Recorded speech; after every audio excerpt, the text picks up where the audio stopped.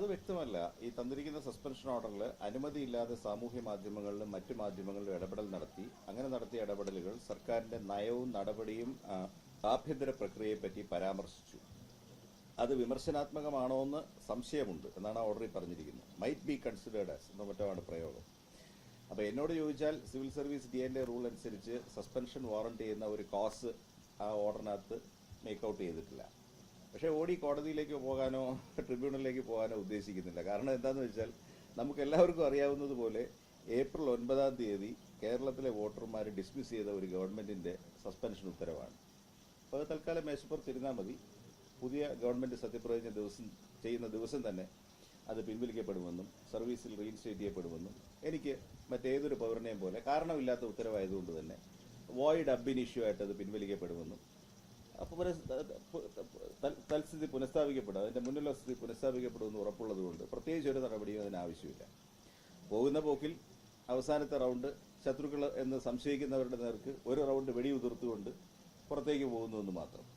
അത് ഒരു സസ്പെൻഷനായിട്ട് കാണുന്നില്ല. കഴിഞ്ഞ ഏതാണ്ട് ജനുവരി 25 മുതൽ ഗവൺമെന്റിന്റെ പൊതുഭരണ വകുപ്പിൽ IAS IPS ഉദ്യോഗസ്ഥർക്കെതിരെ നടക്കുന്നതായ നീക്കങ്ങൾ ഞാൻ പറയും ഏതാണ്ട് ഒരു ചരിത്രപരമായ പോരാട്ടത്തിലൂടെ ഇന്ത്യയിലെ ഏക IAS അസോസിയേഷൻ സംസ്ഥാന മുഖ്യമന്ത്രിയെ ട്രിബ്യൂണലിൽ 5 വട്ടം കയറ്റി അദ്ദേഹത്തിന്റെ ചട്ടവിരുദ്ധമായിട്ടുള്ള മുഴുവൻ നടപടികൾ റദ്ദ് ചെയ്യിച്ച് ഒറിജിനൽ പെറ്റീഷനിലൂടെ അഖിലേന്ത്യാ സിവിൽ സർവീസ് ചട്ടം പ്രസിഡന്റ് ഓഫ് ഇന്ത്യ നോട്ടിഫൈ ചെയ്ത ചട്ടം അനുസരിച്ച് മാത്രമേ കേരളത്തിൽ IAS കേഡർ നടത്തിക്കൊണ്ടു പോകാൻ പറ്റുകയുള്ളൂ എന്ന് ഞങ്ങളുടെ OP 367 അന്തിമ ഉത്തരവ് വാങ്ങി നൽകുകയുണ്ടായി.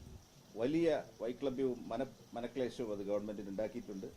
അതിനെ തുടർന്ന് നിങ്ങൾക്ക് എല്ലാവർക്കും അറിയാവുന്നതുപോലെ 2023 കേസ് ഫയൽ ചെയ്തത്. 25 ജനുവരി തൊട്ട് എന്നെ സർക്കാരിന് പുറത്തേക്ക് ഓടിക്കാനുള്ള നിരവധി ഉഡായിപ്പുകളും തന്ത്രങ്ങളും പ്രയോഗിച്ചു. തദ്ദേശഭരണ കമ്മീഷൻ രൂപീകരിച്ചു. ഏതാണ്ട് 10 കോടി രൂപ ചെലവാക്കി ഒരു കമ്മീഷൻ രൂപീകരിച്ച് അതിന്റെ മേധാവിയാക്കാൻ ശ്രമിച്ചു. അത് ട്രിബ്യൂണൽ ക്വാഷ് ചെയ്തു. ചട്ടവിരുദ്ധമായിക്കൊണ്ട് തന്നെ അഖിലേന്ത്യാ സർവീസ് ചട്ടത്തിന് വിരുദ്ധമായിട്ട് ചെയ്തുകൊണ്ട് തന്നെ എന്റെ സീനിയോറിറ്റിക്ക് വളരെ താഴെയുള്ള KTDFC ചെയർമാൻ മാനേജിംഗ് ഡയറക്ടറായിട്ട് എന്റെ 20 കൊല്ലം ജൂനിയർ ഇരിക്കുന്ന പോസ്റ്റിലേക്ക് തട്ടാൻ ശ്രമിച്ചു. അതും മരവിപ്പിച്ചു. അങ്ങനെ എല്ലാ പോരിലും പരാജയപ്പെട്ട് നാണം കെട്ട പരാജയം ഏറ്റുവാങ്ങിയതിന്റെ ക്ഷീണം തീർക്കാനായിട്ട് ഞാൻ സാമൂഹ്യ മാധ്യമങ്ങളിൽ ഇടപെടൽ നടത്തി എന്നൊരു ഗ്രൗണ്ട് ഉണ്ടാക്കിയിട്ട് ഇന്നലെ ഉച്ചയ്ക്ക് 4 മണിയോട് കൂടിയിട്ട് എനിക്കൊരു സസ്പെൻഷൻ ഓർഡർ തരികയാണുള്ളത്. അത് അംഗീകാരമായിട്ട് കണക്കാക്കുന്നു. Intolerance of the highest order, അതായത് സർക്കാർ ഉദ്യോഗസ്ഥർ തന്റെ അടിമ വേലക്കാരാണെന്നും തന്നെ പുകഴ്ത്തിപ്പാടാൻ മാത്രം ജനിച്ചിട്ടുള്ള ആൾക്കാരാണെന്നും വേണമെങ്കിൽ നിങ്ങൾക്കൊരു കോറസ് ആയിട്ട് നിന്ന് എന്റെ വാഴ്ത്തുപാട്ട് പാടിത്തരാം, അതല്ലാതെ മറ്റ് യാതൊരു അവകാശവും ഇന്ത്യയിലെ IAS എന്നുള്ളതല്ല സർക്കാർ ജീവനക്കാർക്ക് ഒന്നുമില്ല എന്നുള്ള ചിലരുടെ മനോഭാവത്തിന് ഉത്തമ ഉദാഹരണമായിട്ട് അതൊരു ബാഡ്ജായിട്ട് ആ സസ്പെൻഷൻ ഓർഡർ ഒരു ബാഡ്ജായിട്ട് ഞാനിവിടെ കുത്തുന്നു. അതിന് യാതൊരു നിലനിൽപ്പുമില്ല. അത് അതിന്റെ വഴിക്ക് തന്നെ ചവറ്റുകുട്ടയിലേക്ക് പോകും എന്ന് ഉത്തമ ബോധ്യമുണ്ട്. അപ്പൊ അതിൽ കൂടുതലായിട്ട് വ്യാകുലപ്പെടുന്നില്ല. ഇതിനകത്ത് ഒരു സർക്കാർ കാലാവധി കഴിഞ്ഞതിന് ശേഷം ആണ് ഓർഡർ വരുന്നത്. അല്ല, ഈ ഞാൻ ഈ സാമൂഹ്യ മാധ്യമത്തിലും മറ്റു മാധ്യമങ്ങളിൽ നടത്തിയ പ്രസിദ്ധീകരണത്തിന്റെ കട്ടിങ് എടുത്തുകൊണ്ട് ഒരു സ്വകാര്യ പരാതി ഇലക്ഷൻ കമ്മീഷനിൽ കൊണ്ടുപോയി മാർച്ച് മാസത്തിൽ അത് മോഡൽ കോഡ് ഓഫ് കണ്ടക്ടിനെതിരാണെന്ന് വരുത്തി തീർക്കാൻ ഒരു ശ്രമം നടത്തിയിരുന്നു.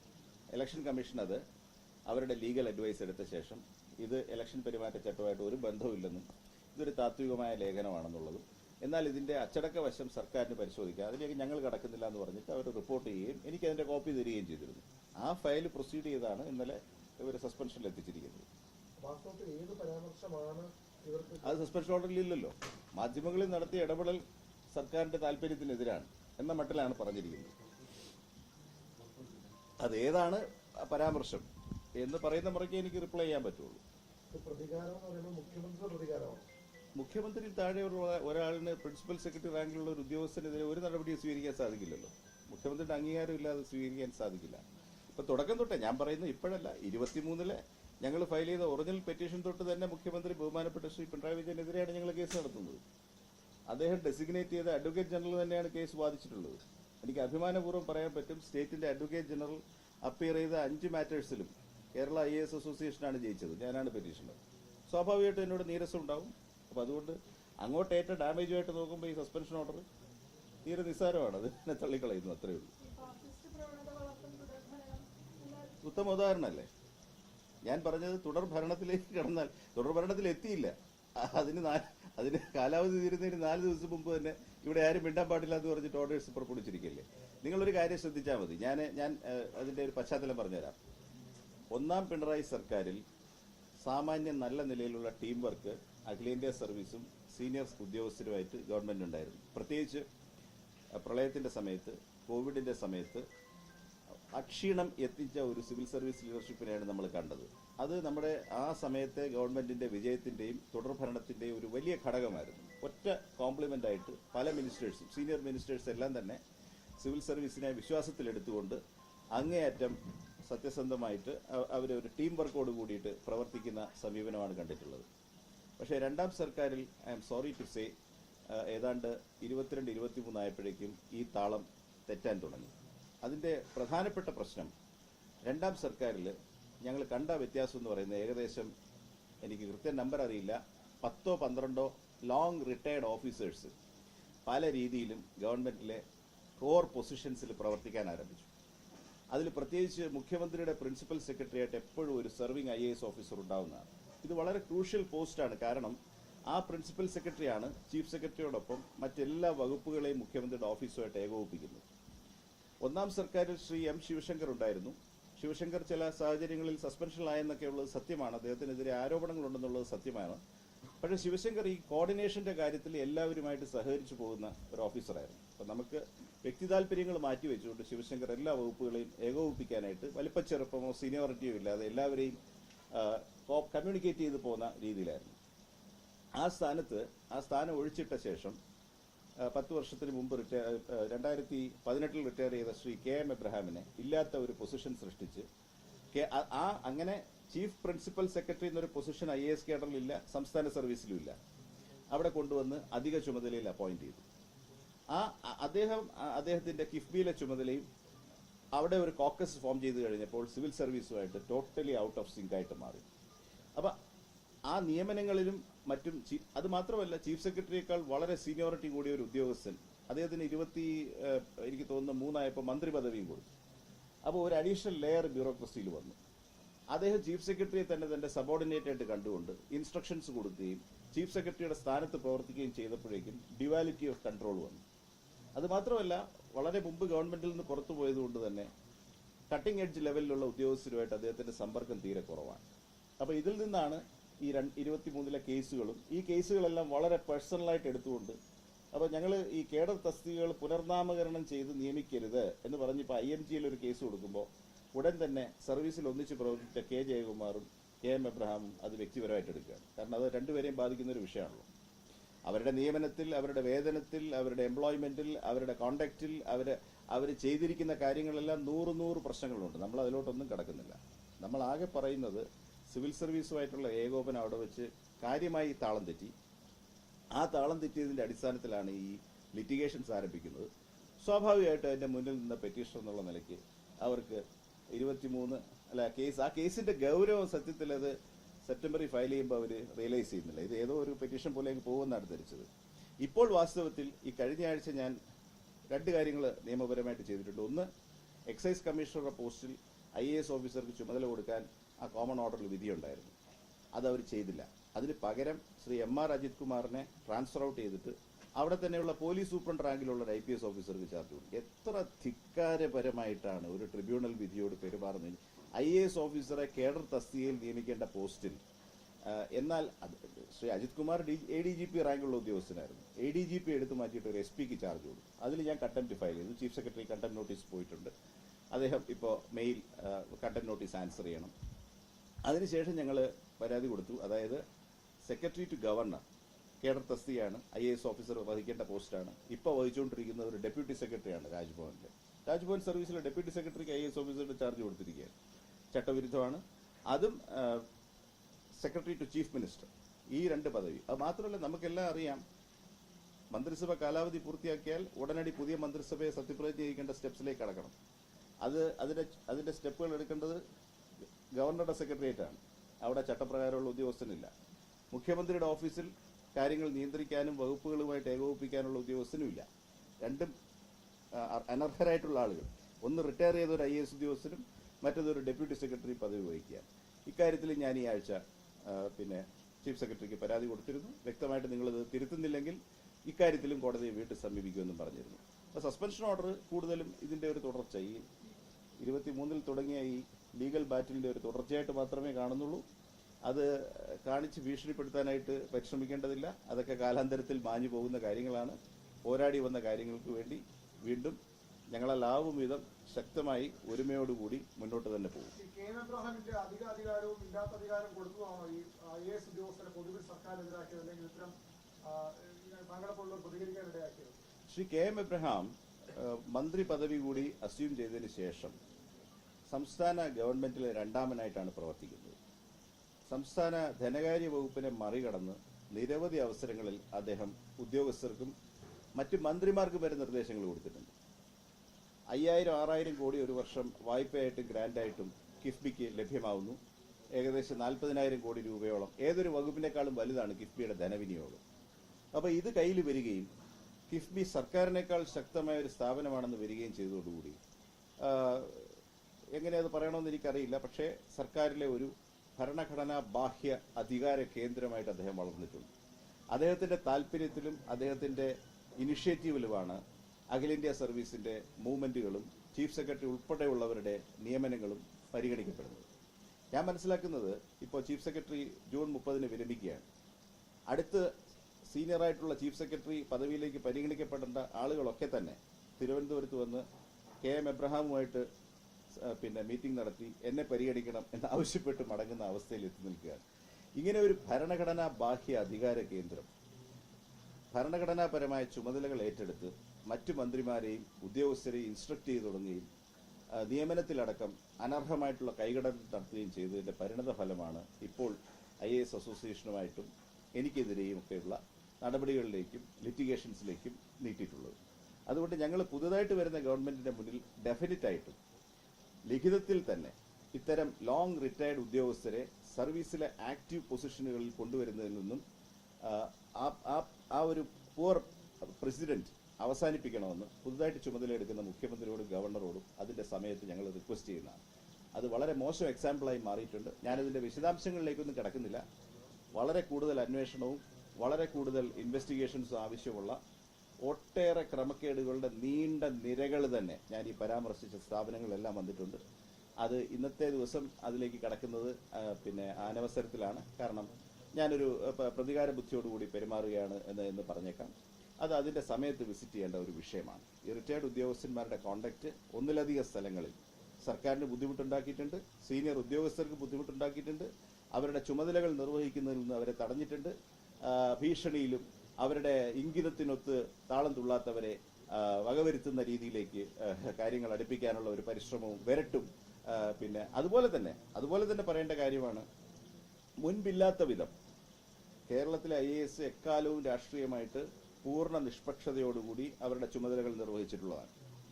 അതിന് ഘടകവിരുദ്ധമായിട്ട് ഈ കിഫ്ബിയുടെ നേതൃത്വത്തിലും ഞാൻ പറയാൻ എനിക്ക് ബുദ്ധിമുട്ടുണ്ട്, നിരവധി സെർവിംഗ് ഓഫീസർമാരുടെ സഹകരണത്തോടുകൂടിയും സംസ്ഥാനത്ത് തുടർ ഭരണം ഉറപ്പാക്കാൻ ഒരു ഉദ്യോഗസ്ഥ കോക്കസ് കഴിഞ്ഞ ഏകദേശം 6 മാസമായിട്ട് സജീവമായിട്ട് പ്രവർത്തിക്കുകയാണ്. ഈ കമ്മ്യൂണിസ്റ്റ് പാർട്ടിയോട് ആഭിമുഖ്യമുള്ള ഉദ്യോഗസ്ഥർ മുമ്പ് ഉണ്ടായിട്ടുണ്ട്. അവർ കമ്മ്യൂണിസ്റ്റ് പാർട്ടിയുടെ നയപരിപാടികൾ നടപ്പാക്കാൻ കൂടുതൽ ഉത്സാഹിച്ചിട്ടുണ്ട്. ചിലപ്പോൾ UDF ഗവൺമെന്റ് അധികാരത്തിൽ വരുമ്പോൾ അവരോട് അടുത്ത് നിൽക്കുന്ന ചില ഉദ്യോഗസ്ഥർ കൂടുതൽ സജീവമായിട്ട് പ്രവർത്തിച്ചിട്ടുണ്ട്. അതൊക്കെ വളരെ സറ്റിലായിട്ട് അവരുടെ കർമ്മത്തിന് ഒരു മിഴിവ് കെട്ടത്തക്ക രീതിയിൽ കൂടുതൽ സജീവമായിട്ട് പ്രവർത്തിക്കുന്നു എന്നുള്ളതല്ലാതെ ഭരണകക്ഷിയുടെ രാഷ്ട്രീയ പ്രക്രിയയിൽ സജീവമായിട്ട് പങ്കെടുക്കുന്ന ഒരു സാഹചര്യം കേരളത്തിലെ IASലും IPSലും ഞാൻ എൻ്റെ 28 വർഷം നീണ്ട സർവീസിൽ കണ്ടിട്ടേയില്ല. പക്ഷെ ഇതിനെല്ലാം ഘടകവിരുദ്ധമായിട്ട് കഴിഞ്ഞ നവംബർ മുതലെങ്കിലും സംസ്ഥാനത്ത് ചില IAS ഉദ്യോഗസ്ഥർ കൂടി പങ്കെടുത്തുകൊണ്ടും ഈ കിഫ്ബി മേധാവിയുടെ നേതൃത്വത്തിലും സംസ്ഥാനത്ത് തുടർ ഭരണം ഉറപ്പാക്കാനായിട്ട് IAS ഉദ്യോഗസ്ഥരുടെ നേതൃത്വത്തിൽ തന്നെ പബ്ലിക് ഫണ്ടുകൾ ഉപയോഗിച്ചുകൊണ്ട്, കടമെടുത്ത കിഫ്ബി ഫണ്ടുകൾ പോലും ഉപയോഗിച്ചുകൊണ്ട് വിപുലമായിട്ടുള്ള ഒരു പബ്ലിസിറ്റി ക്യാമ്പയിൻ ഓർഗനൈസ് ചെയ്ത് അതിലേക്ക് പോവുകയാണുള്ളത് ഉണ്ടായത്. ഇക്കാര്യങ്ങൾ പരാമർശിച്ചതാണ് എനിക്കെതിരെയുള്ള വിരോധത്തിന്റെ നീഡിൽ എന്ന് ഞാൻ വിചാരിക്കുന്നു. ഞാൻ മനസ്സിലാക്കുന്നിടത്തോളം കിഫ്ബിക്ക് സർക്കാരിന് വേണ്ടി ഇമാതിരി ഒരു പബ്ലിസിറ്റി ക്യാമ്പയിനോ പരസ്യ ക്യാമ്പയിനോ നടത്താനുള്ള യാതൊരു നിയമപരമായ അധികാരവുമില്ല. അവരുടെ ചാർട്ടർ വായിച്ചാൽ, അവരുടെ ആക്ട് വായിച്ചാൽ, അവർ ഇൻഫ്രാസ്ട്രക്ചർ ബിൽഡ് ചെയ്യുന്നതിനും അതിൻ്റെ ആൻസിലറി യൂസസിന് മാത്രമേ അവർ കടമെടുക്കുന്ന ഫണ്ടുകൾ ഉപയോഗിക്കാവൂ. ഇവിടെ ബോംബെ ആസ്ഥാനമായിട്ടുള്ള ഒരു വലിയ PR കമ്പനിയെ വാടകയ്ക്കെടുത്തുകൊണ്ട് ഹോർഡിങ്ങുകൾ മുതൽ പത്രപരസ്യങ്ങൾ മുതൽ ഡിജിറ്റൽ ക്യാമ്പയിൻ അടക്കം എനിക്ക് തോന്നുന്നു 130 കോടിയുടെയോ മറ്റോ ക്യാമ്പയിനാണ് കമ്മീഷൻ ചെയ്തിരിക്കുന്നത്. ഇത് ഈ വർഷം മാത്രമല്ല, 2021 ഇലക്ഷനിൽ 75 കോടിയുടെ ക്യാമ്പയിൻ കമ്മീഷൻ ചെയ്തു. ഇപ്പോൾ മാധ്യമങ്ങൾക്ക് പരസ്യങ്ങൾ നൽകുന്ന ഒരു സമീപനത്തെ എതിർക്കാനൊന്നും കഴിയുകയില്ല. പക്ഷെ ഇവിടെ കിഫ്ബിക്ക് പറഞ്ഞിട്ടുള്ള ഡൊമൈനിലല്ല കിഫ്ബി പ്രവർത്തിച്ചിരിക്കുന്നത്. അത് മാത്രമല്ല, അതിന് ജസ്റ്റിഫിക്കേഷനായിട്ട് കിഫ്ബി കൊടുത്ത പത്രക്കുറിപ്പ് ഞാൻ വായിക്കാനിടയായി. കിഫ്ബിയുടെ കടമെടുപ്പ് ബോണ്ടുകൾക്ക് കൂടുതൽ റേറ്റിംഗ് കിട്ടാനാണ് കേരളത്തിലെ ഡിജിറ്റൽ മീഡിയയിൽ മലയാളത്തിൽ പരസ്യം കൊടുക്കുന്നതെന്നാണ് അദ്ദേഹം പ്രസ്താവിച്ചിരിക്കുന്നത്. ഈ റേറ്റിംഗ് നടത്തുന്ന ഒരു ഏജൻസിയും കേരളത്തിലല്ല പ്രവർത്തിക്കുന്നത്. അവരാരും ഈ മലയാളത്തിൽ പുറപ്പെടുവിച്ചിരിക്കുന്ന പരസ്യങ്ങൾ കാണാനോ അത് വിലയിരുത്താനോ പോകുന്നുമില്ല. അപ്പോൾ ഞാൻ പറഞ്ഞു വന്നത് ഇത്രയേ ഉള്ളൂ. സിവിൽ സർവീസിന്റെ പുറത്ത് അനാവശ്യമായിട്ടുള്ള രാഷ്ട്രീയ സമ്മർദ്ദങ്ങൾ കൊണ്ടുവരികയും ആ രാഷ്ട്രീയ സമ്മർദ്ദങ്ങളുടെ നെറ്റ് എഫക്റ്റ് എന്ന് പറയുന്നത് ഈ പറയുന്ന പബ്ലിക് ഫണ്ടുകൾ ഡൈവേർട്ട് ചെയ്തുകൊണ്ട് വലിയ തോതിൽ ഇലക്ഷൻ ക്യാമ്പയിൻ നടത്താനായിട്ട് ഒരു പറ്റ ഉദ്യോഗസ്ഥർ ശ്രമിക്കുകയും ആ പരിശ്രമത്തോട് സഹകരിക്കുകയോ നിസ്സഹകരിക്കുകയോ ചെയ്ത ആളുകളെ തെരഞ്ഞു പിടിച്ച് വേട്ടയാടാനുള്ള പരിശ്രമമാണ് ഈ സസ്പെൻഷൻ അടക്കമുള്ള കാര്യങ്ങളിൽ ഇപ്പോൾ കണ്ടുവരുന്നത്. വലിയ കൊള്ള ഈ ഫണ്ടിന്റെ കാര്യത്തിൽ വലിയ കൊള്ള രണ്ടാം പിണറായി സർക്കാർ കാലത്ത് നടന്നിട്ടുണ്ടെന്നാണ്. വലിയ ഇറഗുലാരിറ്റീസ് നടന്നു എന്നുള്ളതിന് എന്താണ് സംശയം? ഇപ്പൊ ഞാൻ ഒറ്റ ഉദാഹരണം മാത്രം പറയാലോ. ഇപ്പൊ എന്നെ ഗവൺമെന്റിൽ നിന്നും ആ കമ്മീഷനിലേക്ക് ട്രാൻസ്ഫർ ചെയ്ത ആഴ്ച എന്തുകൊണ്ടാണ് ട്രാൻസ്ഫർ ചെയ്തതെന്ന് എനിക്ക് വളരെ വ്യക്തമായിട്ട് അറിയാം. കാരണം വയനാടിലെ rehabilitation project Mundakkai rehabilitation project നിങ്ങൾക്കെല്ലാം അറിയാവുന്ന പോലെ ഒരു വർഷത്തോളം ഒന്നും സംഭവിച്ചില്ല. അങ്ങനെ പത്രവാർത്തകൾ കഴിഞ്ഞ 24 ഡിസംബറോട് കൂടിയിട്ട് പത്രവാർത്തകൾ വല്ലാതെ ഇക്കാര്യത്തിൽ കടന്നാക്രമിക്കാൻ തുടങ്ങിയപ്പോൾ എടുത്തുപിടിച്ച് ഈ പിരിഞ്ഞു കിട്ടിയ 745 കോടി മൊബിലൈസ് ചെയ്തുകൊണ്ട് ULCCSനെയും കിഫ്കോണിനെയും കൺസൾട്ടൻസ് ആക്കിക്കൊണ്ട് ധൃതിയിൽ ഈ വർക്ക് മുഴുവൻ കമ്മീഷൻ ചെയ്യാനായിട്ട് സെക്രട്ടറിമാരുടെ ഒരു കമ്മിറ്റി തീരുമാനിച്ചു. അല്ലെങ്കിൽ സെക്രട്ടറിമാരുടെ കമ്മിറ്റിയിൽ ഇത് ചർച്ചയ്ക്ക് വന്നു. ഞാൻ 2 ചോദ്യങ്ങളെ അവിടെ ചോദിച്ചുള്ളൂ. അത് ഈ സോൾ സോഴ്സിംഗ് ബേസിസിൽ ഈ 300 കോടി നമ്മൾ കമ്മിറ്റ് ചെയ്യുമ്പോൾ നമ്മൾ അക്രഡിറ്റഡ് ഏജൻസീസിന് തമ്മിൽ അങ്ങനെ ഒരു ഹൈക്കോടതി വിധിയുണ്ട്, ഒരു ടെൻഡർ നടത്തണ്ടേ? 2, ഈ കിഫ്കോൺ ആണ് ഇതിന്റെ കൺസൾട്ടൻസ് എന്ന് പറഞ്ഞു. ഞാൻ ചോദിച്ചു, ഈ കിഫ്കോൺ ഒരു അക്രഡിറ്റഡ് ഏജൻസി ആണോ? അവർക്ക് മുമ്പ് ക്വാളിറ്റി സൂപ്പർവൈസ് ചെയ്യാനും ഡിസൈൻ ചെയ്യാനും ഉള്ള എന്തെങ്കിലും മുൻപരിചയം അവർ എസ്റ്റാബ്ലിഷ് ചെയ്തിട്ടുണ്ടോ? ചർച്ച അവിടെ അവസാനിച്ചു. ഇത് പിന്നീട് ഡിസ്കസ് ചെയ്യാമെന്ന് പറഞ്ഞ് ചീഫ് സെക്രട്ടറിയെ യോഗം പിരിച്ചുവിട്ടു. അടുത്ത ബുധനാഴ്ച എന്നെ തദ്ദേശഭരണ കമ്മീഷനാക്കി മാറ്റിക്കൊണ്ട് അസൗകര്യം ഒഴിവാക്കിക്കൊണ്ട് മുന്നോട്ട് പോകാനാണ് അവർ തീരുമാനിച്ചത്. അങ്ങനെ മുന്നോട്ട് പോയാലൊന്നും യാതൊരു പ്രശ്നവുമില്ല. പക്ഷെ ഫലം എന്താണ്? ഫലം ഈ വിഷുവിന് 148 വീടുകൾ അല്ലേ, 148 വീടുകൾ താക്കോൽ കൈമാറിയവർ കയറി പാർക്കും എന്നാണ് നമ്മൾ പ്രതീക്ഷിച്ചത്. എത്ര വീടുകളിൽ ആൾക്കാർക്ക് പാർക്കാൻ സാധിച്ചു? ഞാൻ പിന്നീട് കേട്ടത് അങ്ങനെ ആദ്യം പൂർത്തിയായ 40 വീടുകളിൽ 2 ഈ പറയുന്ന മുൻപരിചയമില്ലാത്ത ഏജൻസി സൂപ്പർവൈസ് ചെയ്തതിനെ തുടർന്ന് ട്രാക്കുകൾ ഡെവലപ്പ് ചെയ്യുകയും ചോർച്ചയിലെത്തുകയും ആ തെരഞ്ഞെടുപ്പിന്റെ ഘട്ടത്തിൽ ഗവൺമെന്റിനെ അത് ബുദ്ധിമുട്ടിലാക്കുകയും ചെയ്തെന്നാണ് ഞാൻ മനസ്സിലാക്കുന്നത്. അപ്പൊ ചോദിച്ച ചോദ്യം വൻതോതിൽ ഫണ്ടുകളിൽ ക്രമക്കേടുണ്ടോ എന്നുള്ളതാണ്. അതിന്റെ ഞാൻ പറയുന്ന ആൻസർ പരിശോധിക്കപ്പെടേണ്ട പല കാര്യങ്ങളും കിഫ്ബി അടക്കമുള്ള ഇവയുടെ ധനവിന്യാസത്തിൽ റീഹാബിലിറ്റേഷൻ പ്രോജക്റ്റിൽ എല്ലാം അടങ്ങിയിട്ടുണ്ട്. പക്ഷെ പ്രശ്നം ഇതിൽ എന്തെങ്കിലും ഒരു പ്രശ്നം അടങ്ങിയിട്ടുണ്ട് എന്ന ചോദ്യം തന്നെ ചോദിക്കാൻ പാടില്ല. അതാണ് നിർബന്ധം. No questions. പറഞ്ഞാൽ പറഞ്ഞു, അത് ചെയ്തേക്കുക, അത്ര തന്നെ, വേറെ കാര്യങ്ങളൊന്നുമില്ല. അപ്പോൾ നമ്മൾ അതിനെയാണ് ആദ്യം ഓവർകം ചെയ്യേണ്ടതെന്നാണ് എനിക്ക് വിനയപൂർവ്വം പറയാനുള്ളത്.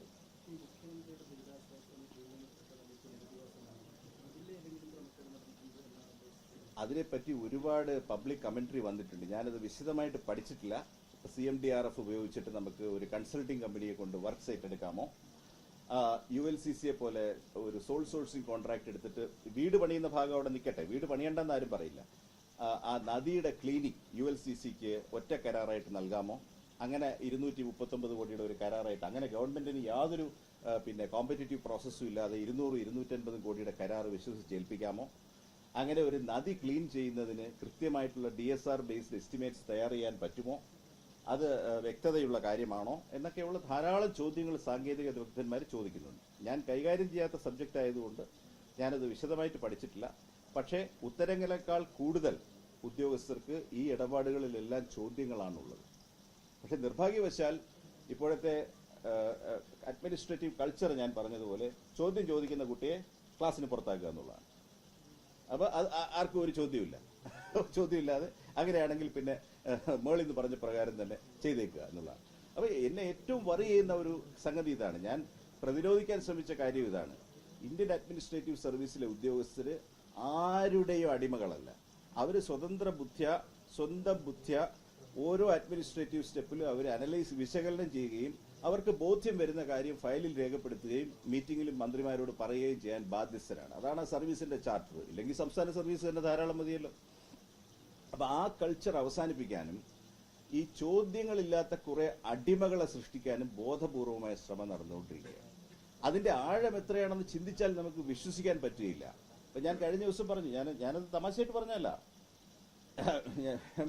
ഈ മഹാന്മാരായ EMS-ഉം അച്യുതമേനനും അങ്ങനെയുള്ള യുഗപ്രഭാവന്മാരായിട്ടുള്ള മുഖ്യമന്ത്രിമാരിരുന്ന ഒരു നാടാണ്. അവിടെ ചെന്നിട്ട് എനിക്ക് ഉറപ്പുണ്ട്, ഞാൻ അവരോടൊപ്പം സേവനം അനുഷ്ഠിച്ചിട്ടില്ല, പക്ഷെ നിങ്ങൾ ചെന്നിട്ട് 2 പ്രശംസാവചനം നിങ്ങൾ പറഞ്ഞാൽ അവർ സഹിച്ചെന്നിരിക്കും. 3ാമതൊരെണ്ണം പറയുമ്പോൾ അവർ നിർത്ത് എന്ന് പറയുന്ന മുഖ്യമന്ത്രിമാരുടെ നാടാണിത്. പക്ഷെ നിങ്ങൾ പറഞ്ഞാൽ വിശ്വസിക്കില്ല, സംസ്ഥാന സർവീസിലെ ഒരു അസോസിയേഷൻ വാഴ്ത്തിപ്പാടിക്കൊണ്ട് പിന്നെ വലിയൊരു ഗാനമേള മാതിരി പ്രിപ്പയർ ചെയ്ത് അസോസിയേഷൻ അവതരിപ്പിക്കുന്നതും അതിന്റെ പ്രിപ്പറേഷൻസും എല്ലാം സെക്രട്ടേറിയറ്റിൽ കാണാനിടയായി. അപ്പോൾ ഒറ്റപ്പെട്ടതാണെങ്കിലും ഞാൻ പറയാൻ മടിക്കുന്നു, ചില അഖിലേന്ത്യാ സർവീസ് ഉദ്യോഗസ്ഥർ പറഞ്ഞു ഇതുപോലെ നമുക്കും കൂടി ഒന്ന് സംഘടിപ്പിച്ച് കളയാമായിരുന്നു, നമുക്കും കൂടി കോറസിൽ അത് പറഞ്ഞ് വിലക്കണ്ട, നിങ്ങളുടെ ജോലി അതല്ല. രാവിലെ ഒരു മെജോറിറ്റിയുമായിട്ട് സംസ്ഥാനത്ത് നിയമസഭയുടെ വിശ്വാസം തേടി വരുന്ന ഒരു മന്ത്രിയോ മുഖ്യമന്ത്രിയോ അധികാരം ഒഴിഞ്ഞ് വീട്ടിലേക്ക് സാധാരണ മനുഷ്യനായിട്ട് പോകുന്ന ഒരു സാധാരണ മനുഷ്യനെ, ഒരു സാധാരണക്കാരനാണ് തെരഞ്ഞെടുപ്പിലൂടെ അധികാരിയായിട്ട് വരുന്നത്. ആ ഭരണഘടനാ സ്ഥാനം വഹിക്കുമ്പോൾ നമ്മൾ അവരെ അങ്ങേയറ്റം ബഹുമാനിക്കും. പക്ഷെ അതിന്റെ അർത്ഥം അവരുടെ വ്യക്തിത്വത്തെ വാഴ്ത്തിപ്പാടുക എന്നുള്ളതല്ല. അത് നിങ്ങളുടെ ജോലിയല്ല, മേലാൽ ഇത് ബിഡിയേക്കരുതെന്ന് പറഞ്ഞ് അവസാനിപ്പിക്കേണ്ട സന്ദർഭം പോലും കഴിഞ്ഞ 5 വർഷങ്ങൾക്കുള്ളിൽ ഈ അവകാശ പോരാട്ടങ്ങൾ നടക്കുന്നതിനിടയിൽ ഉണ്ടായിട്ടുണ്ട്. ഞാനത് സംഗതി വെച്ചാൽ നിങ്ങളോട് ഷെയർ ചെയ്യാണ്. അപ്പോൾ അപകടകരമായ പല കാര്യങ്ങളിലേക്കും സിവിൽ സർവീസ് നീങ്ങിയതിന്റെ ഫലമാണ് എല്ലാവരും തങ്ങളുടെ അടിമകളാണെന്നും ഇങ്ങോട്ട് ചോദിച്ചു മാത്രം എല്ലാം ചെയ്താൽ മതിയെന്നുള്ള ഒരു മുഷ്കിലൂന്നിയിട്ടുള്ള ഒരു രാജകീയ ഭരണകാലത്തെ സമീപനം. ആ സമീപനം മറ്റു പലതിനെയും പുറന്തള്ളുന്നത് പോലെ ഈ മെയ് 4-ന് പുറത്തു വരുന്ന ജനങ്ങളുടെ തെരഞ്ഞെടുപ്പ് ഫലം പുറന്തള്ളുകയും തിരുത്തുകയും ചെയ്യുമെന്ന് ഞങ്ങൾ പ്രതീക്ഷിക്കുന്നു.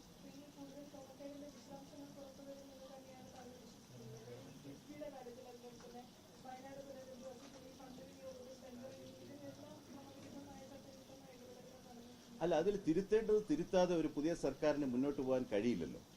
അങ്ങനെ തിരുത്താനല്ലെന്നുണ്ടെങ്കിൽ പിന്നെ തുടർഭരണം തന്നെ നടത്തിയാൽ പോരെ. ഇത് തിരുത്തും എന്നുള്ള വാഗ്ദാനം മുന്നിൽ വെച്ചിട്ടാണ് സ്വാഭാവികമായിട്ടും ജനങ്ങൾ പുതിയൊരു ഗവൺമെന്റിനെ എൻഡോഴ്സ് ചെയ്യുന്നത്.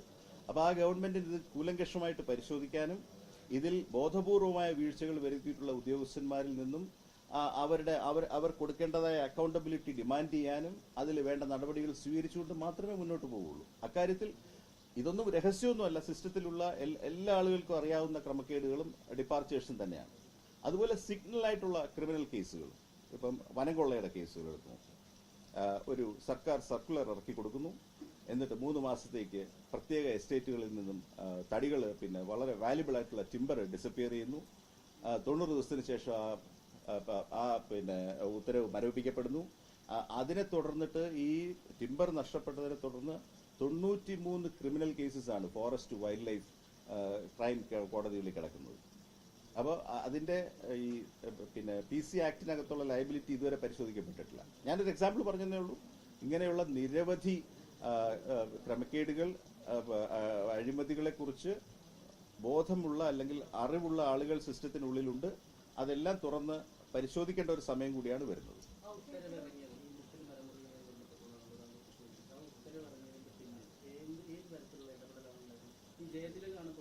അല്ല, ഞാനിപ്പോ ഈ സ്റ്റേജിൽ പേരുകളോ അല്ലെങ്കിൽ ആരെ റെസ്പോൺസിബിലിറ്റി ഫിക്സ് ചെയ്യുന്നതിന്റെ ജോലിയല്ല. പക്ഷെ ഒരു ഘട്ടത്തിൽ ആ ഇറങ്ങിയ സർക്കുലറും വനത്തിന്റെ ചട്ടവും അതിൽ നിയമവകുപ്പ് കൊടുത്ത ഉപദേശവും അതിൽ അന്നത്തെ കേസിൽ അപ്പിയർ ചെയ്ത പബ്ലിക് പ്രോസിക്യൂട്ടറുടെ ഒപ്പീനിയനും ഒരാൾ അക്കാഡമിക് ഇൻട്രസ്റ്റിൽ എനിക്ക് വായിക്കാനായിട്ട് തന്നു. വളരെ അസാധാരണമെന്ന് മാത്രമേ പറയാൻ പറ്റുള്ളൂ.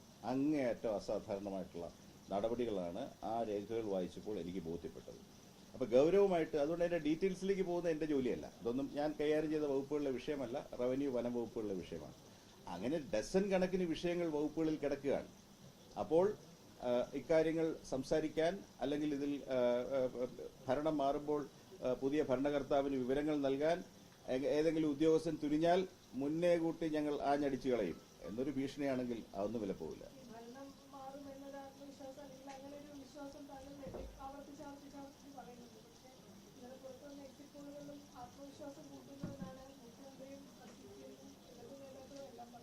അല്ല, അത് സ്വാഭാവികമായിട്ട് എല്ലാ ആളുകൾക്കും ആ പോളിൽ തങ്ങളെ ആശ്വസിപ്പിക്കുന്ന എന്തെങ്കിലും ഘടകം കണ്ടെത്താൻ എളുപ്പമാണ്. പക്ഷേ നിങ്ങൾ ഇന്നലെ കൊണ്ടുവന്ന നമ്പേഴ്സ് നോക്കിയിട്ടല്ല ഞാനീ പറയുന്നത്. ഈ സർവേ ഏജൻസികൾ കൊടുത്ത നമ്പേഴ്സിന്റെ വിശ്വാസ്യത, എറർ, ഈ കാര്യങ്ങളെല്ലാം വിശദമായിട്ട് ഞാൻ പരിശോധിച്ചു. അത് സംസ്ഥാനത്ത് ഭരണമാറ്റം നടക്കുമെന്നുള്ളതിന് എൻ്റെ ആധാരം ആ സർവേ നമ്പേഴ്സ് അല്ല. നമ്മളെല്ലാം ഈ സമൂഹത്തിൽ ജീവിക്കുന്ന ആളുകളാണ്. തദ്ദേശ ഭരണ തെരഞ്ഞെടുപ്പ് തൊട്ട് ഇങ്ങോട്ടുള്ള ജനങ്ങളുടെ, ഗവൺമെന്റിന്റെ സ്വീകരണവും തിരസ്കരണവും വളരെ ക്ലോസ് ആയിട്ട് വാച്ച് ചെയ്തുകൊണ്ടിരിക്കുന്ന ഒരാളാണ് ഞാൻ. എൻ്റെ ഉത്തമ ബോധ്യം ഭരണമാറ്റത്തിനായിട്ടാണ് ജനങ്ങൾ 9-ാം തീയതി വിധി എഴുതിയെന്നുള്ളതാണ്. ഇനിയിപ്പോൾ നിങ്ങളൊരു അക്കാഡമിക്കായിട്ടൊരു ചോദ്യം ചോദിച്ചിട്ട് ഭരണം മാറുന്നില്ല പറഞ്ഞ 71 സീറ്റിൽ തിരിച്ചു വരുമെന്നുള്ളത്, അതുകൊണ്ട് നമുക്കാർക്കും പേടിയൊന്നുമില്ല. ഈ പോരാട്ടം തുടരുക തന്നെ ചെയ്യും. അതുകൊണ്ട് നമുക്ക് X or Y chief minister എന്നുള്ളത് അവസാനത്തെ പരിഗണനയാണ്. ഈ പറയുന്ന ഈ തുടർഭരണം ഇരിക്കുമ്പോഴല്ലേ 23 തൊട്ട് 26 വരെ ഞങ്ങൾ ഫൈറ്റ് ചെയ്തത്. തുടർന്ന് ഫൈറ്റ് ചെയ്യും, അത്രയേ ഉള്ളൂ. ഞങ്ങളാരും നാട് വിട്ടു പോകാനൊന്നും പോകുന്നില്ല. പക്ഷെ നാട് വിട്ടു പോകേണ്ടി വരുന്നത് ഞങ്ങളല്ല എന്ന് ഞങ്ങൾക്ക് നല്ല ഉത്തമ ബോധ്യമുണ്ട്. സർക്കാരിനെതിരെ ഒരു അക്ഷരവും പറഞ്ഞില്ല. സർക്കാർ എന്ന് പറയുന്നത് എല്ലാവരുടേതുമാണ്. ഭരണഘടനാ സർക്കാരാണ്. ഗവർണറുടെയും പ്രസിഡന്റിന്റെയും പേരിൽ പ്രവർത്തിക്കുന്ന ഭരണഘടനാ സ്ഥാപനമാണ് സർക്കാർ. അവിടെ വന്നു പോകുന്ന ആളുകൾക്ക് അന്നന്ന് തോന്നുന്ന അവരവരുടെ മനസ്സിൽ വരുന്ന കാര്യങ്ങളല്ല സർക്കാർ. അപ്പോൾ ഞാൻ അതിൽ കൃത്യമായിട്ട് സുപ്രീം കോടതി വിധി, രാമശങ്കർ പാണ്ഡെ എന്ന് പറയുന്ന കേസിൽ വളരെ കൃത്യമായ വിധി സുപ്രീം കോടതി പറഞ്ഞിട്ടുണ്ട്. മാൽ അഡ്മിനിസ്ട്രേഷൻ എന്ന് പറയുന്നത് സർക്കാരിന്റെ നയമല്ല. അപ്പോൾ ഒരു വകുപ്പിൽ അഴിമതി നടക്കുന്നു അല്ലെങ്കിൽ ക്രമക്കേട് നടക്കുന്നു എന്നൊരു ഉദ്യോഗസ്ഥൻ ചൂണ്ടിക്കാണിച്ചാൽ, അങ്ങനെ ചൂണ്ടിക്കാണിച്ചതിനാണ് ആ പാണ്ഡെ എന്ന് പറയുന്ന ഉദ്യോഗസ്ഥന് നടപടിയെടുത്തത്. അതിൽ ജസ്റ്റിസ് ചലമേശ്വറിന്റെ പ്രസിദ്ധമായിട്ടുള്ള വിധിയുണ്ട്. മാൽ അഡ്മിനിസ്ട്രേഷനിൽ ഒരു പോരായ്മയുണ്ടെന്ന് ചൂണ്ടിക്കാണിക്കുന്നത് ഒരു കാരണവശാലും അത് തെറ്റായ അഡ്മിനിസ്ട്രേഷൻ എന്റെ നയമാണെന്ന് സർക്കാരിന് പറയാൻ സാധിക്കില്ല. അങ്ങനെ ഒരു വ്യാഖ്യാനം കൊടുക്കാനേ സാധിക്കുള്ളൂ. അതുകൊണ്ട് ഞങ്ങളാരും സർക്കാരിനെതിരായിട്ടല്ല പറയുന്നത്.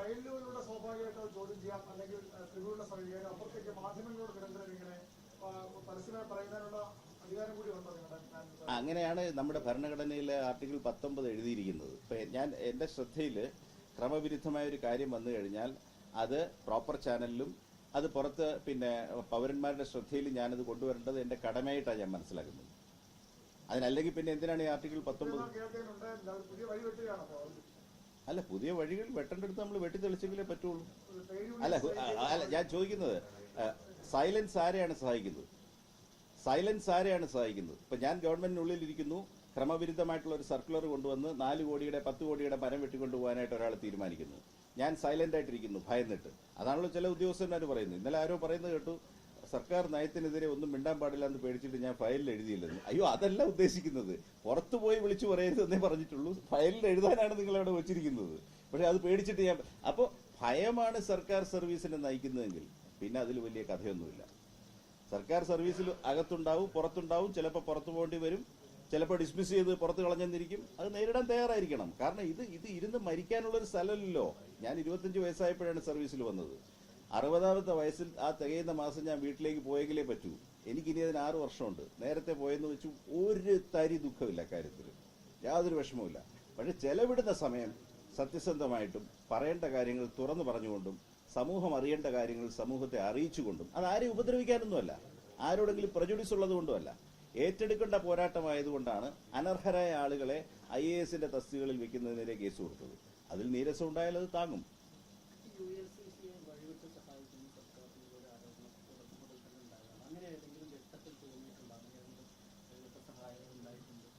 ULCC വളരെ കെയർഫുൾ ആയിട്ട് ഗവൺമെന്റിനുള്ളിൽ കൊണ്ടുവരപ്പെട്ട ഒരു ഏജൻസിയാണ്. ULCCയോട് പ്രത്യക്ഷത്തിൽ എനിക്കൊരു പരാതിയില്ല. കാരണം ഒരു ലേബർ കോൺട്രാക്ട് സൊസൈറ്റിയെ ഗവൺമെന്റ് പ്രോത്സാഹിപ്പിക്കണമെന്ന് ചോദിച്ചാൽ അത് പ്രോത്സാഹിപ്പിക്കുന്നത് തെറ്റൊന്നുമില്ല, അത് സർക്കാരിന്റെ നയമാണ്.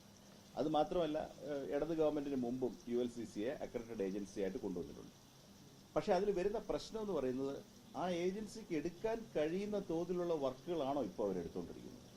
ഒരു പരിധിക്കപ്പുറം ഗവൺമെന്റ് വർക്കുകൾ ഒരു ഏജൻസി ഏറ്റെടുത്തു കഴിഞ്ഞാൽ അവരുടെ ഫിനാൻസസ് മുഴുവൻ ഗവൺമെന്റിന്റെ ഫണ്ടിങ്ങിനെ ആശ്രയിച്ചാകും. അത് മാത്രമല്ല, സ്വാഭാവികമായിട്ടും വലിയ കരുത്തുള്ള ഏജൻസി ആണെങ്കിലും അവർ സ്ട്രെച്ച്ഡ് ആവും. ഇപ്പോൾ ഈ പുനരധിവാസ പദ്ധതിയിലൊക്കെ കാണുന്നത് എന്താണ്, അവർക്ക് ഡെഡ് ലൈൻസ് മീറ്റ് ചെയ്യാൻ പറ്റുന്നില്ല. അവരുടെ ലേബർ മുഴുവനും സംസ്ഥാനത്തിന് പുറത്തുനിന്നാണ്. അവിടെ തെരഞ്ഞെടുപ്പ് വരുമ്പോൾ ലേബർ അപ്രത്യക്ഷമാവുകയാണ്.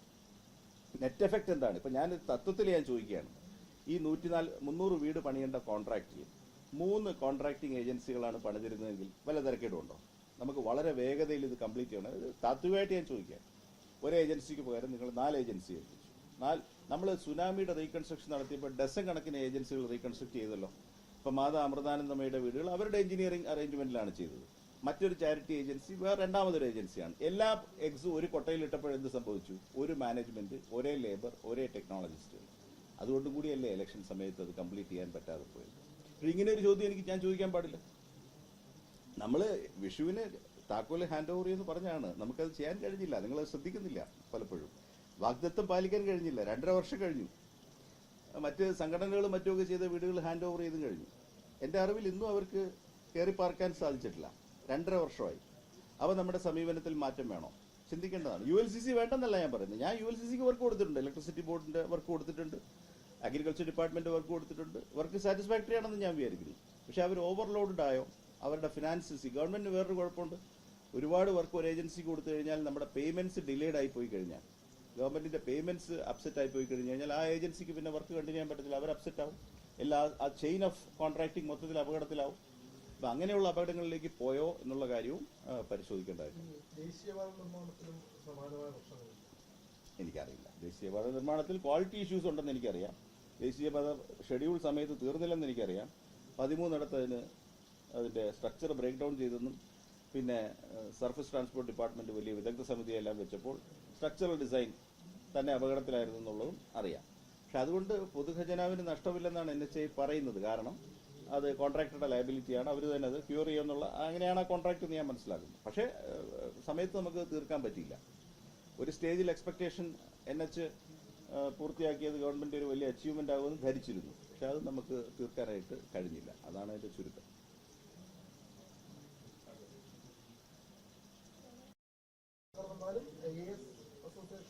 അല്ല, ഞങ്ങൾ ഉയർത്തിയിരിക്കുന്ന വിഷയങ്ങളിൽ നിന്ന് പിന്നോട്ട് പോകേണ്ട ഒരു കാര്യമില്ലല്ലോ. അപ്പൊ ഈ സസ്പെൻഷൻ എന്ന് പറയുന്നത് ഇതിന്റെ സൈഡിൽ കൂടെ വന്നിരിക്കുന്ന എന്നെ ബാധിക്കുന്ന ഒരു കാര്യമാണ്. പക്ഷെ അതുകൊണ്ടൊന്നും ഞങ്ങൾ ഏറ്റെടുത്തിരിക്കുന്ന ലിറ്റിഗേഷനിൽ പിന്നെ അല്ലെങ്കിൽ ഞങ്ങൾ ഏറ്റെടുത്തിരിക്കുന്ന ആ ടാസ്കിന് യാതൊരു വ്യത്യാസവും വരുന്നില്ല. പുതിയ ഗവൺമെന്റിനോടുള്ള ഞങ്ങളുടെ റിക്വസ്റ്റ്, അതാരായാലും രാഷ്ട്രീയ പിന്നെ ഭേദമില്ലാതെ ഏത് വ്യക്തിയായാലും കേരളത്തിന്റെ നന്മയ്ക്ക് വേണ്ടി പ്രവർത്തിക്കേണ്ട സിവിൽ സർവൻസിന് വേണ്ടി വെക്കുന്ന റിക്വസ്റ്റ്, ഈ ഒരു പരിധിയിലപ്പുറം ആക്റ്റീവ് സർവീസ് പൊസിഷൻസിൽ ഈ വളരെ വിരമിച്ച ഉദ്യോഗസ്ഥരെ കൊണ്ടുവന്ന് സ്ഥാപിക്കുന്ന ഒരു നിലപാട് പുനഃപരിശോധിക്കണം. അതാണ് ഈ ഗവൺമെന്റിന് വലിയൊരു വിഘാതമായിട്ട് മാറിയിട്ടുള്ളത്. സർവീസുമായിട്ടുള്ള കമ്മ്യൂണിക്കേഷൻ തകർന്നത് അങ്ങനെയാണ്. അവരിൽ പലരും അവരുടെ സ്വന്തം ഇൻട്രസ്റ്റിൽ പ്രവർത്തിക്കുന്ന ആളുകളാണ്. അവരാരോടും അക്കൗണ്ടബിൾ അല്ല. കാരണം അവർ ഗവൺമെന്റ് സർവീസിന്റെ ഭാഗമല്ല. അവരുടെ രാഷ്ട്രീയ പ്രവർത്തനവും അവരുടെ ഈ ഭരണകൂടത്തെ തുടർന്നു കൊണ്ടുപോകാനുള്ള അവരുടെ ഒരു ത്വരയും വളരെയധികം ഫ്രിക്ഷൻ, ന്യൂട്രലായിട്ട് പ്രവർത്തിക്കുന്ന ഉദ്യോഗസ്ഥന്മാരിൽ കൊണ്ടുവന്നിട്ടുണ്ട്. ഇപ്പൊ നമ്മളിപ്പോൾ പരാമർശിച്ച എല്ലാ ക്രമക്കേടുകളും പിന്നെ നാളെ അന്വേഷണം ആരംഭിച്ചു കഴിഞ്ഞാൽ അവസാനം ഇതിനകത്ത് ബലിയാടാകുന്നതും ബുദ്ധിമുട്ട് വരുന്നതും അവിടെ അന്തിമമായിട്ട് ഒപ്പിട്ട സെക്രട്ടറിമാർക്കും വകുപ്പധ്യക്ഷന്മാർക്കും സർവീസിലുള്ള ഫംഗ്ഷണലായ ഓഫീസേഴ്സിനുമായിരിക്കും. വിരമിച്ചയാളിന് പ്രശ്നമൊന്നുമില്ല. അയാൾ അന്ന് തന്നെ DCRGയും പിന്നെ കിട്ടാനുള്ള ആനുകൂല്യങ്ങളും പെൻഷനും എല്ലാം നേരത്തെ ഗ്രാൻഡാക്കി 10 കൊല്ലം മുമ്പേ വിരമിച്ചു പോയാളാ. വിരമിച്ച ശേഷം 3 കൊല്ലത്തിന് ശേഷം അയാളുടെ പെൻഷനും കാര്യങ്ങളും അറ്റാച്ച് ചെയ്യാനായിട്ട് പോകാൻ സാധിക്കില്ല. അയാൾ സുന്ദരമായിട്ട് വീട്ടിലേക്ക് സ്കൂട്ട് ചെയ്ത് പോകും. ഈ കടലാസുകൾ ഒപ്പിട്ട ഉദ്യോഗസ്ഥരെ മുഴുവൻ കൊടുക്കുകയും ചെയ്യും. ഇതാണ് അവസ്ഥ. അപ്പൊ അത് പവർ വിത്തൗട്ട് അക്കൗണ്ടബിലിറ്റിയാണ്. അപ്പൊ അക്കാര്യത്തിൽ ശ്രദ്ധിച്ച് ഇനി ഭാവിയിലെ ഗവൺമെന്റുകൾ തിരുത്തൽ നടപടികളെടുത്ത് പോകുമെന്ന് പ്രതീക്ഷിക്കുന്നു.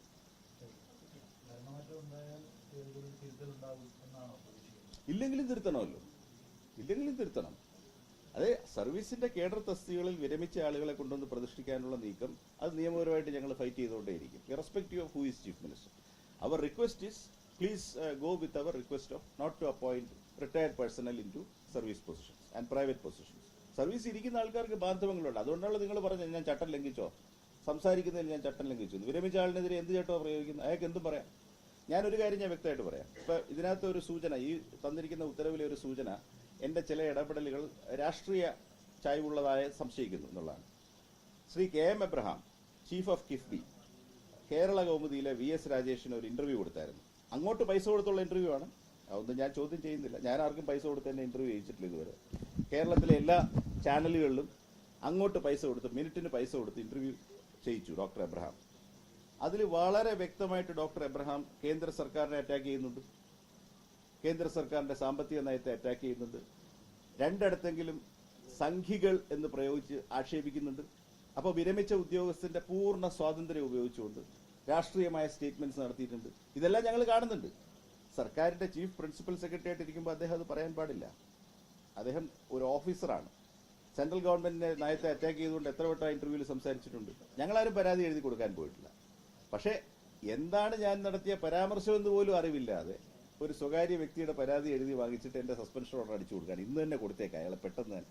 അപ്പോൾ അത് പ്രതികാര ബുദ്ധിയാലുള്ള പ്രയോഗം നടത്തുകയാണ്. അത് നല്ലതിനല്ല. അത് അവസാനം ദുഃഖമേ വരുത്തൂ എബ്രഹാമിനടക്കം എന്ന് പറയാൻ ഞാൻ ഈ അവസരം വിനിയോഗിക്കുകയാണ്. ആരെങ്കിലും എബ്രഹാമിന്റെ ഡീൽസും എബ്രഹാം ഈ കിഫ്ബി മേധാവിയുടെ പദവിയിൽ ഇരുന്നുകൊണ്ട് നടത്തിയ ഓരോ ഇടപാടും, ആ മസാല ബോണ്ടുകൾ അടക്കമുള്ള ഇടപാടുകൾ എടുത്ത് കൂലങ്കഷമായിട്ട് പരിശോധിച്ചാൽ എന്റെ നോട്ടത്തിൽ 10 കൊല്ലത്തിൽ കുറയാത്ത കാരാഗ്രഹവാസം വളരെ എളുപ്പം കിട്ടാവുന്ന ഒരു സാഹചര്യത്തിലാണ് അദ്ദേഹം നിൽക്കുന്നത്.